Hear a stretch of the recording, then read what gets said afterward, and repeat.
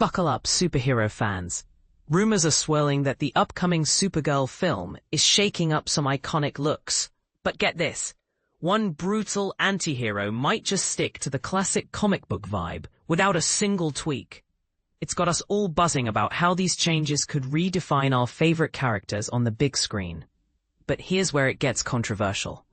Are these alterations a bold step forward for diversity and storytelling? Or are they risking the soul of the source material? Stick around, because we're diving into the details that could spark a heated debate among DC diehards. Just following the blockbuster debut of Superman in theaters, a promotional poster for Supergirl hit the web, and fans are eagerly anticipating a trailer drop before the year's out. It looks promising, and today we've got fresh scoops on the costumes for a handful of supporting characters, or at least how their wardrobes are evolving from what we've seen in the comics. Of course, for beginners dipping into the DC universe, costumes in superhero stories aren't just about style. They're often symbolic, reflecting a character's personality, culture, or role in the narrative.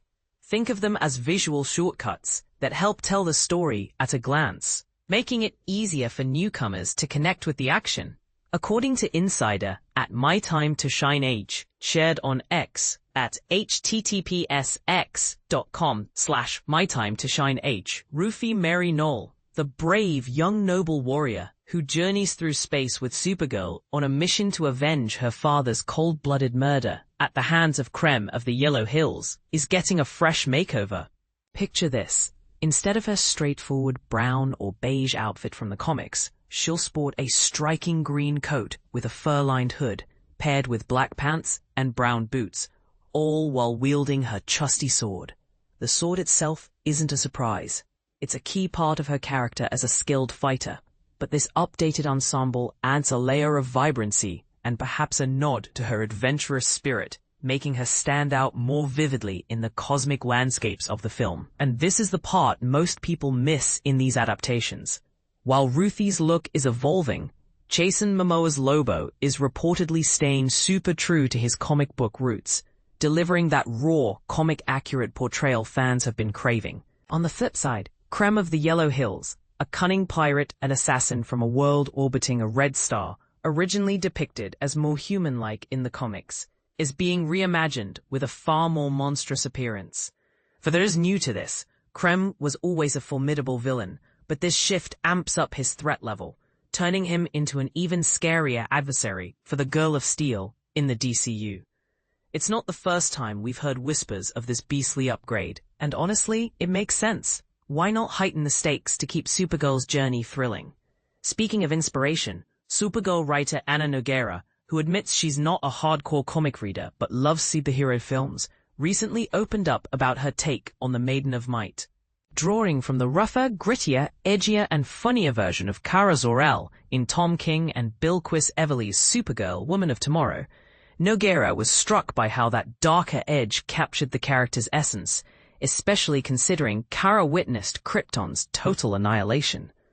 "I couldn't wrap my head around the overly cheerful takes," she shared, realizing that a more nuanced, battle-hardened Supergirl feels authentic. This approach could resonate with audiences craving depth, but it might ruffle feathers among purists who prefer the lighter, more optimistic portrayals.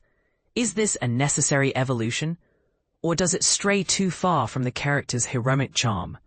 That's the debate we're inviting. Feel free to weigh in. In the story, Supergirl ventures across the galaxy to mark her 21st birthday with her faithful companion, Krypto the Superdog. Along the way, she crosses paths with Ruthie and embarks on a relentless, deadly pursuit of revenge, blending high-stakes adventure with personal growth themes that could appeal to fans of epic quests.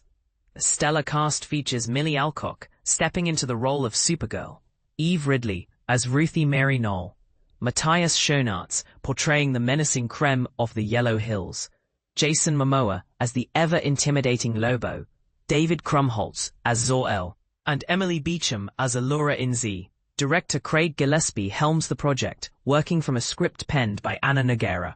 Mark your calendars, Supergirl is set to soar into theaters on June 26, 2026. For a quick peek at the originals, Check out these descriptions of the comic book versions of Ruthye and Krem.